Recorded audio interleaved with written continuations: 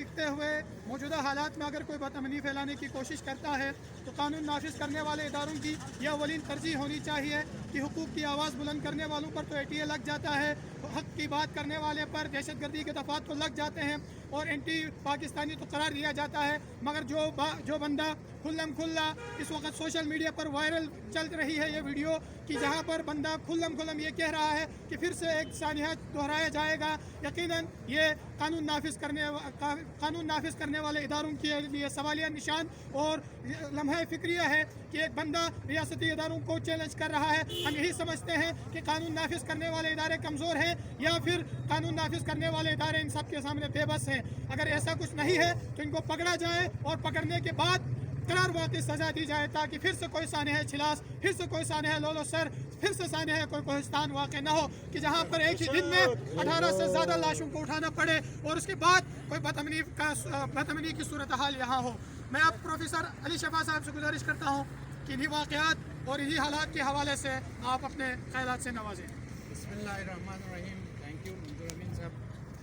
ہم گزشتہ کئی سالوں سے یہاں یہ کوشش کرتے ہیں کہ ہمارے جو یہاں کے اہلیان بلوچستان ہیں، گلگت بلتستان والے ہیں، ان کے ضمیر کو جھنجھوڑیں۔ بات یہ ہے کہ ہم جتنے مطالبات کرتے ہیں ہمیں ڈیپلی ان کو سمجھنا بھی چاہیے۔ ایک واقعہ ہوتا ہے جہاں پہ کوئی قاتل نہیں ہوتا ہے، کچھ بھی نہیں ہوتا، شناخت تک نہیں ہوتی ہے، وہاں پہ اس قاتل کو جا کے جو ہے نا ہزاروں میل جا کے پکڑتے ہیں۔ ایک جگہ ایسا ہوتا ہے یا ایک علاقے کے ساتھ ایسی ذاتی ہوتی ہے جہاں پہ ویڈیوز مارنے والوں کے جو ہے نا وائرل ہوتے ہیں، اب بھی یوٹیوب پہ موجود ہیں سارے، اور تمام جو ہے نا ڈاکومنٹڈ جو ہے ایویڈنس ہونے کے باوجود وہ لوگ جو سرکاری ملازمت میں ہونے کے باوجود، قتل میں ملوث ہونے کے باوجود آج تک ایکشن نہیں لیا جاتا ہے۔ تو ہمارے لیے سوالیہ نشان یہ ہے کہ جو لوگ ہمیں تحفظ فراہم کرنے میں لگے ہوئے ہیں وہ کتنے سنسیئر ہیں ہمارے ساتھ۔ ہمیں یہ دیکھنا چاہیے۔ اب میں ہمیشہ یہاں کہتا رہا ہوں کہ ہمیں جو ہے نا حق اور ناحق، سچائی اور جھوٹ میں جو ہے نا تمیز کرنے کی ضرورت ہے۔ ہم یہاں سے ہر ایک کے ساتھ ہاں میں ہاں ملاتے ہوئے 72 سال گئے، لیکن ہمارے ساتھ زیادتیاں کم نہیں ہوئی، بڑھتی جا رہی ہے۔ ہمارے لوگ یہاں سے اپنے حقوق کے لیے جب بھی بات کرتے ہیں، کبھی مسجد کی دیوار گرائی جاتی ہے، گلگت میں کہتے ہیں یہ صوفیہ کی نوربخشی کی مسجد ہے، کبھی جو ہے نا آفرین خان جس کو عدالتیں بلاتی ہیں گلگت بلتستان کے، تمام ججز پاکستان سے آئے ہوئے، گلگت بلتستان کے ججز نہیں ہیں، بے شک تمام عدالتوں میں وہی ججز ہیں جو پنجاب سے آئے ہوئے ہیں، KPK سے آئے ہوئے ہیں۔ وہ قانون کے تحت پاکستان کے جو ہے نا ان کو سزا سناتے ہیں۔ ایک کرمنل کو جو لوگوں کو کڈنیپ کر کے لے جاتا ہے اس کو اگر سزا سناتے ہیں تو کوہستان میں لوگ جمع ہو جاتے ہیں، اکٹھے ہو جاتے ہیں، کہتے ہیں کہ ہم اسماعیلیوں کا جینا حرام کر دیں گے۔ پہلے ہم نے شیعوں کو سبق سکھایا، تو ریاستی ادارے ہیں، ریاست ہے، خاموش ہے۔ سوالیہ نشان یہ ہے، ہمیں اب سوچنے کی جو پوائنٹس ہیں یہاں یہ ہے کہ کتنے ہمارے ساتھ جو ہے نا زیادتیاں ہوتی ہے، اور ہمارے ادارے، ہماری جو ریاست ہے ہمارے ساتھ کتنی جو ہے نا مخلص ہے، یا ہمارے ساتھ کتنا جو ہے نا وہ اچھا برتاؤ کر رہی ہے، کس سلسلے میں چل رہی ہے، ہمیں یہ سوچنے کی ضرورت ہے۔ مطالبات ہم یہاں بیٹھ کے آرمی چیف سے کرتے ہیں، مطالبات ہم یہاں بیٹھ کے وزیر اعظم سے کرتے ہیں، کیا فرق پڑتا ہے ان کو؟ لاشیں تو ہم اٹھا رہے ہیں نا، حقوق تو ہمارے پامال ہو رہے ہیں نا، لڑ تو ہمیں اور لڑایا ہمیں جا رہا ہے، بس ان کو کیا پڑتا ہے، کیا فرق پڑتا ہے؟ تو ہمارے نوجوانوں کو اب سوچنے کا وقت آ گیا ہے کہ ہمیں جو لڑایا جا رہا ہے، کبھی شیعہ کے نام پہ، کبھی سنی کے نام پہ، 88 سے اب تک جو ہے نا ہمارے ساتھ یہ بربریت چل رہی ہے، آخر یہ کب تک جاری رہے گا؟ کب تک ہم لاشیں جو ہے نا شیعہ سنی نوربخش اسماعیلی کے نام پہ اٹھاتے رہیں گے؟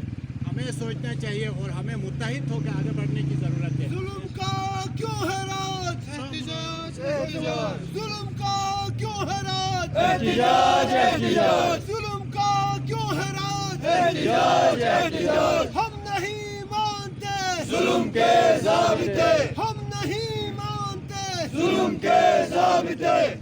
یہاں پہ جو ہے نا جب بھی آرڈر کے نام پہ ہمارے اوپر مظالم شروع کیا جاتا ہے، ان مظالم کو امپلیمنٹ کرنے کے لیے جو ہے نا ہمیں تقسیم در تقسیم کیا جاتا ہے۔ یہاں پہ ڈوگرے اس علاقے سے گئے، برٹش یہاں سب کنٹیننٹ سے چلا گیا، لیکن ان کی جو چالاکیاں تھیں، ان کی جو ٹیکٹکس تھی، آج تک جو ہے نا مسلمان کے نام پہ ہمارے اوپر آزمایا جا رہا ہے۔ ہم اس کی شدید مذمت کرتے ہیں اور ہمارے نوجوان نسل کو چاہیے कि अब हमारी नस्ल को अपनी आंखें खोलनी चाहिए। जो गिलाफ लगा हुआ है हमारे आंखों के ऊपर, हमारे उलमा के आंखों पे जो गिलाफ लगा हुआ है, उसको उतार के जो है ना सच्चाई का हमें जो है ना अब बोलबाला करना होगा इस माशरे में।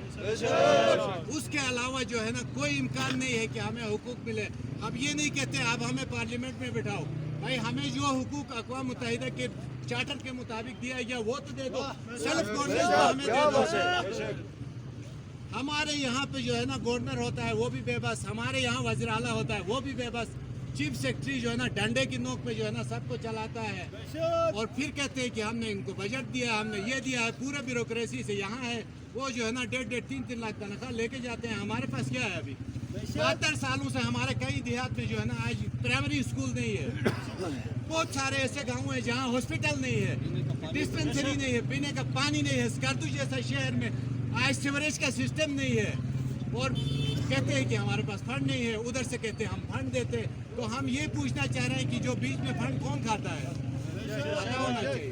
और मैं आखिर में जो है ना पुरजोर तरीके से मजम्मत करता हूँ कि आज तक इतने साल गुजरने के बावजूद जितने सानहात जो है ना छिलास पे लोलसर में जो हुए हैं वाक़यात, उनके कातिल न पकड़े जाना, ये जो है ना सवालिया निशान है आपकी कारकर्दगी के ऊपर कि आप क्या करते रहे आज तक। हम उम्मीद करते हैं कि इस तरह के वाक़यात को रोकेंगे। और एक दूसरी बात, यहाँ पे जो है ना इलेक्शन अभी होने जा रहे हैं, तो वो चूहे बिल्ली का खेल दोबारा खेला जा रहा है कि फिरकावारियत को हवा दे के यहाँ पे फिर अपनी मर्जी के जो है ना रिजल्ट्स लाने की कोशिश की जा रही है, जिसकी हम सख्त मजम्मत करते हैं और उसकी मुज़ाहमत भी करेंगे। आप सबका बहुत बहुत शुक्रिया।